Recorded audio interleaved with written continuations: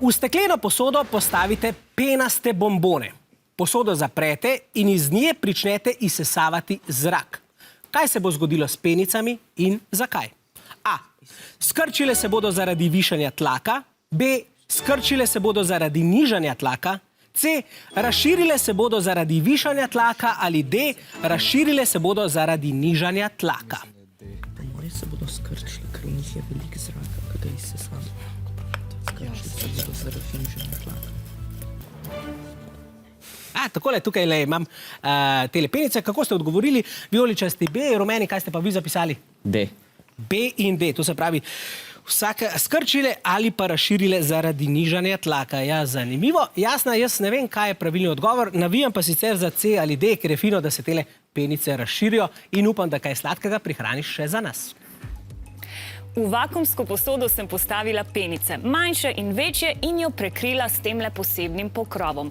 Na pokrovu je namreč merilec tlaka in je povezan z vakuumsko črpalko. Zdaj bom črpalko prižgala in tako izsesavam zrak iz posode, zaradi česar se v njej zniža tlak. In zaradi vse nižjega tlaka se penice močno razširijo. Tako iz ene dobimo dve oziroma skoraj še več. Ja, to je lahko tudi dobra varčevalna metoda. Ustavila bom črpalko, da jih lahko malce občudujemo. Res so zelo narasle.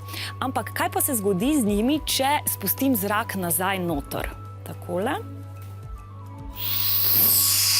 Penice se v hipu skrčijo, postanejo celo manjše, kot so bile prej, ker je nekaj zraka iz notranjosti pobegnilo ven. Zdaj ena taka zanimiva življenjska oziroma bolj vesoljska primerjava.